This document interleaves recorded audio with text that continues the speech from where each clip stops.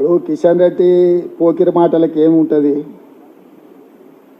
ముఖ్యమంత్రి ఎవరైనా ఫేక్ వీడియోలు తయారు చేస్తాడా? బుర్రునే మాట్లాడుతుర్రా ఎవరైనా? నేను ఇంత నిర్దిష్టంగా నేనే కూర్చొని మాట్లాడుతున్నా. నేను మాట్లాడిన వీడియోలే మీరు లైవ్ వేసుకుంటుండ్రు. వాళ్ళు రిజర్వేషన్లు రద్దు చేస్తామని ఇంకా ఫేక్ తయారు చేయాల్సిన అవసరం నాకేముంది? ఏమన్నా అంటే కొంచెం కామన్ సెన్స్ లాజిక్ అప్లై చేయండి. నేను ఓపెన్గా ప్రెస్ మీట్ పెట్టి బహిరంగ సభలల్లో yes Bharatiya Janata party RS రిజర్వేషన్లు రద్దు చేస్తుందని నేను చెప్తున్నాను. ఇంకా మళ్ళీ ఫేక్ వీడియో ఎందుకే?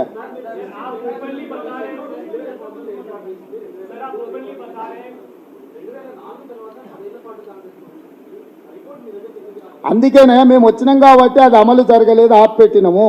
మేము వచ్చినాం కాబట్టి రిజర్వేషన్లు రద్దు కాలేదు. 2004లో నిజంగానే బీజేపీ గవర్నమెంట్ మళ్ళీ వచ్చినుంటే ఇవన్నీ వ్యవహారాలు చేసేటోళ్ళు. ఈయన వచ్చిన తర్వాత చాలా విషయాలు చేసిండు. ఇప్పుడు అందుకే ఎప్పుడు కూడా బీజేపీ కానీ జనతా పార్టీ కానీ ఎందుకు చేయలేదంటే వాళ్ళకి ఏ రోజు కూడా అబ్సల్యూట్ మెజారిటీ లేదు. కూటమిల కుంపటిలో వాళ్ళకి చేయడానికి అవకాశం రాలే. ఈరోజు 400 సీట్లు వస్తే చేసేద్దామని 8 రాష్ట్రాలలో రాష్ట్ర ప్రభుత్వాలను కూల్చేసి వాళ్ళ ప్రభుత్వాలను ఏర్పాటు చేసుకున్నారు. సో ఈరోజు వాళ్ళు క్రిస్టల్ క్లియర్గా సింగిల్ పాయింట్ ఎజెండాగా ముందుకెళ్తున్నారు. రాజ్యాంగాన్ని సవరించాలి, రిజర్వేషన్లను రద్దు చేయాలి. ఇది ఒక్కటే ఎజెండా.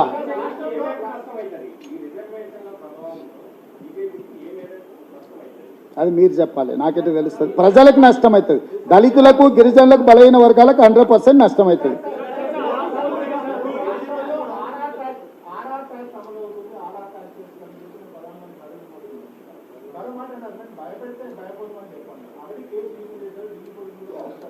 పంపారు, వచ్చారు, ఇక్కడనే ఉన్నారు.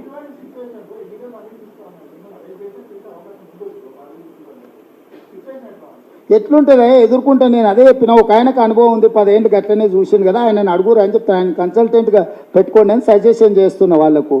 ఇట్లనే బెదిరిస్తే ఏమైతే చివరికి ప్రజలు ఏం తీర్పిస్తారు? తెలంగాణ ప్రజలు.